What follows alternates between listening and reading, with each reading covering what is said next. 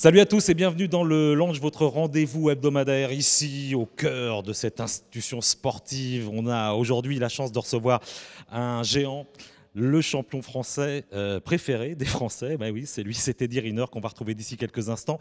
On s'intéressera également aux filles de l'équipe de France qui nous ont un petit peu parlé de lui et puis également à son entraîneur. On retrouvera Simon Casse pour les rendez-vous, les résultats à suivre et puis on s'intéressera évidemment aux défis puisque comme chaque invité de ce Lounge, eh ben, Teddy Riner n'y coupera pas. Il aura le droit lui aussi à son défi. Teddy, bonjour.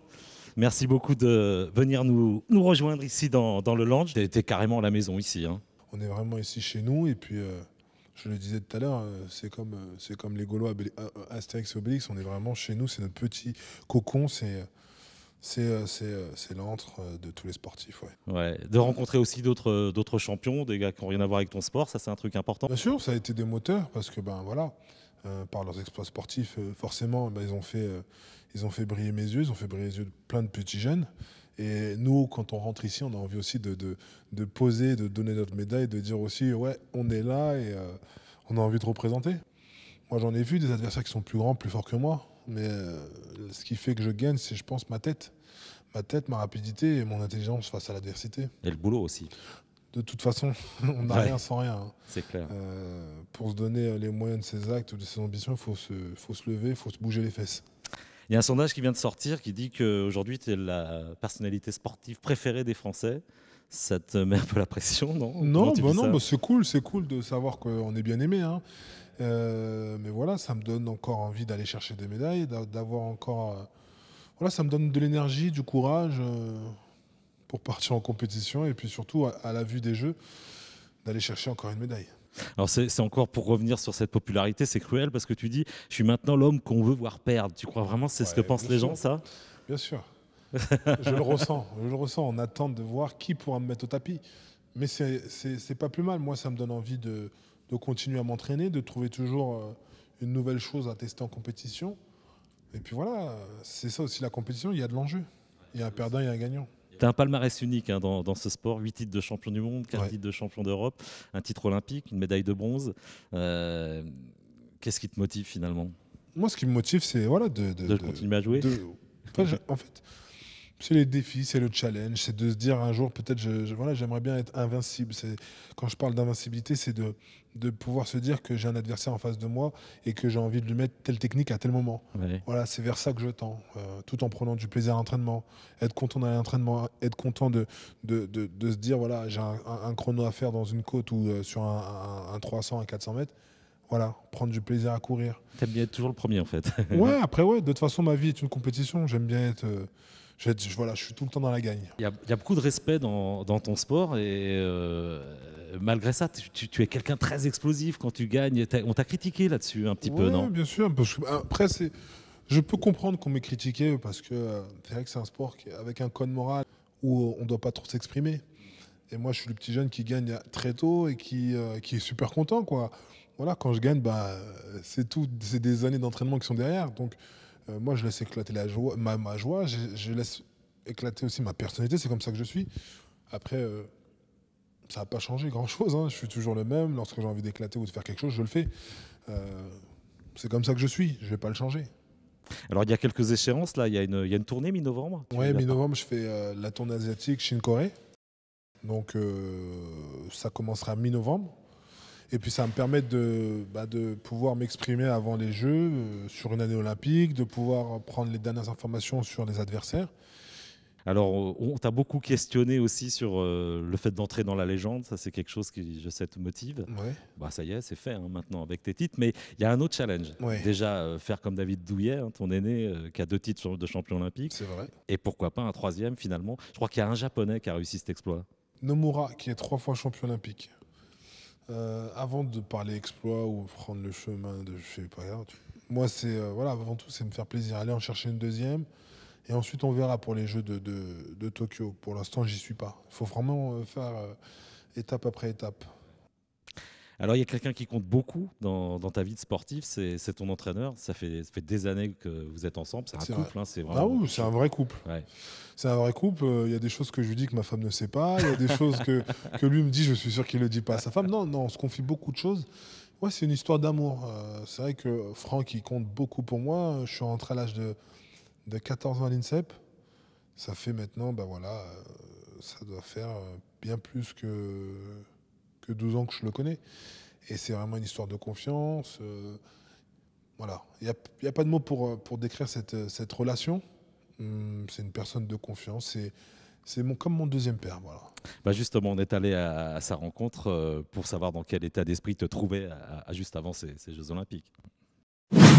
Effectivement, Teddy, après ce titre, ce 8e titre mondial, qu'il revienne sur les tatamis progressivement de manière à ce qu'il retrouve un poids de forme convenable pour pouvoir faire cette tournée Asie qui sera la Chine, la Corée, mi-novembre. Et de toute façon, on est à l'abri des points puisqu'il est le premier sur la ranking list. Donc lui, c'est vraiment retrouver les chemins de l'entraînement et la motivation et la fraîcheur psychologique et physique qui va l'amener à ce 2e titre olympique au mois d'août. La seule chose que je peux lui dire, c'est qu'il tient le bon bout, il a bien redémarré, il est très motivé pour cette année, il le sait. Et moi je vais lui dire de ne pas lâcher, de continuer à redoubler d'efforts, de prendre son temps aussi pour ses périodes de repos.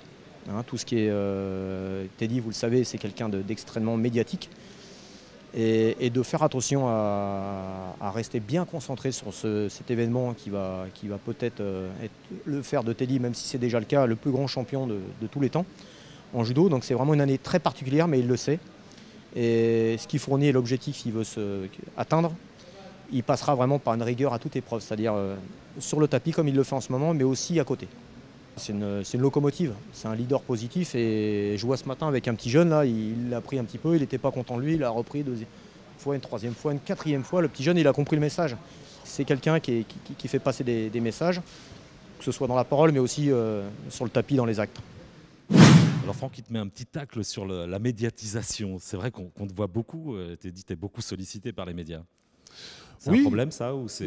Et pourtant, si vous saviez la liste d'attente qui est là et qui est omniprésente, voilà, je ne fais vraiment pas beaucoup de médias, mais voilà, il faut toujours en faire un minimum parce que il faut faire parler son sport, il faut faire parler aussi de ses partenaires, il faut faire parler de soi. Ouais. Il y a aussi des petits adages comme ça que tu te fixes dans la vie. Alors j'ai noté ça. Au début, tu disais ne lâche rien. Ouais, ensuite, c'était ça passe ou ça casse. Ah ouais, grave. Ensuite, il faut que ça passe. Ouais. Et puis maintenant, c'est médaille d'or ou rien. Ouais, voilà. Aujourd'hui, j'ai évolué avec mon temps et c'est vrai qu'aujourd'hui, j'ai le potentiel pour à chaque fois aller chercher une médaille d'or. Maintenant, quand on s'habitue à quelque chose, on n'a pas envie d'aller vers autre chose. Donc forcément, lorsque je vais sur un championnat, une compétition, je pense qu'à l'or. Mais je garde toujours dans un coin de ma tête que tout peut arriver. Le sport, c'est aléatoire. Alors, tu es une grande star ici, hein. Tout le monde t'admire. Tu as beaucoup d'admiratrices aussi. Et notamment l'équipe de France féminine de judo, qui était très intimidée quand on leur a demandé ce qu'elles pensaient de toi. On est allé les rencontrer.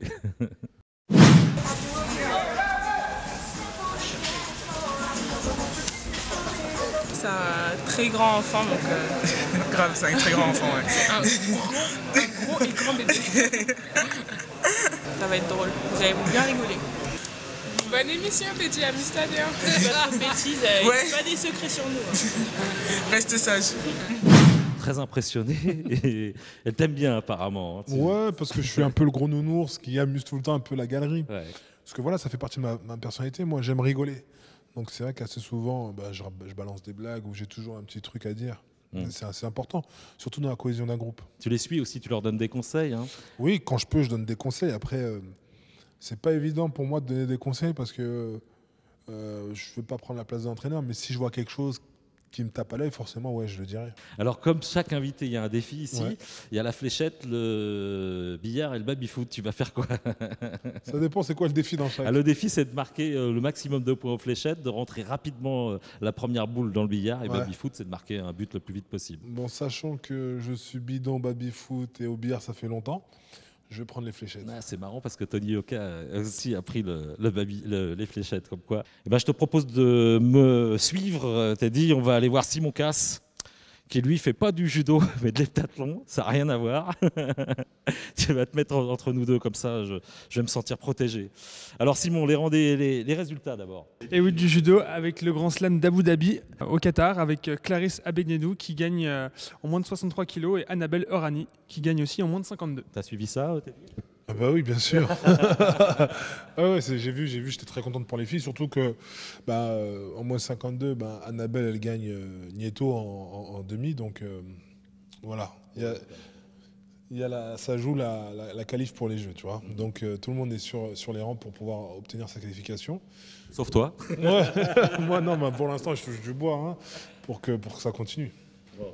Allez, on continue avec de l'escrime et du sabre plus exactement. Du sabre à Budapest, Nicolas Rousset se classe 3e de la Coupe du Monde et l'équipe de France féminine à Orléans qui se classe 3e aussi par équipe. Du cyclisme sur piste. Du cyclisme sur piste, oui, avec Laurie Berton en Colombie à Cali qui finit 2e de l'épreuve de l'Omnium. Et enfin de la gymnastique. La gymnastique avec Samir Aït-Saïd qui finit 4e aux anneaux au championnat du monde de Glasgow. Ouais. Allez, on va enchaîner avec les rendez-vous à suivre. On a parlé de la natation avec le superbe équipement là qu'on a inauguré. T'es allé dans la piscine, t'as dit? Ouais, j'ai failli en mettre la dernière fois dans l'eau. Mais oui, c'est vrai que superbe piscine. Et puis je pense qu'il y en a plus d'un au niveau natation qui seront contents maintenant. C'est magnifique. Hein. Alors la natation. Justement, les nageurs seront très contents et on espère qu'ils se sont bien entraînés pour les interclubs qui se dérouleront la semaine prochaine dans toutes les piscines de France. Et puis il y a un rendez-vous évidemment, alors là que tous les Français vont suivre, c'est au Nouveau Bercy. Au Nouveau Stade Bercy. Que t'aimes bien, t'as dit. le BNP Paribas qui se déroule tous les ans et donc cette fois dans cette nouvelle arena. Bon, et ben c'est le moment. C'est le moment, Teddy. Il faut que tu me suives. Il va falloir que tu attaques les fléchettes. Alors, tu as le droit à 3 fléchettes. Et le but du jeu, c'est de marquer le plus de points possible. Ouais, mais c'est pas grave. L'objectif, c'est de marquer des points. C'est pas mal. C'est pas mal, ça part bien.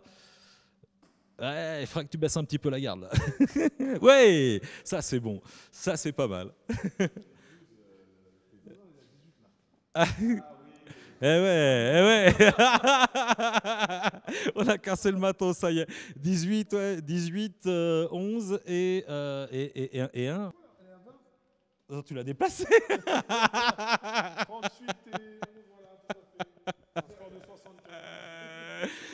C'est un géant, c'est un grand monsieur aussi. J'ai pris beaucoup de plaisir, Teddy. Je me suis vraiment régalé. C'est un vrai bonheur. Ça fait plaisir de voir aussi qu'on a une télé ici chez nous. Donc c'est cool et puis je trouve que c'est une bonne initiative. Eh ben, écoute, merci beaucoup, merci pour toute l'équipe, merci à Simon aussi pour les résultats et l'interview. Bonne chance pour la suite et pour les rêves que tu caresses. J'espère qu'il y en aura plein qui vont se réaliser, surtout cette année 2016. Et puis j'espère qu'il y aura une belle moisson pour tous les INSEPiens. Bon, on continuera de toute façon à suivre tes aventures. Merci 1000 fois encore. Et puis nous on se retrouve évidemment la semaine prochaine pour de nouvelles aventures. Salut à tous, bye bye, salut Teddy. Ciao.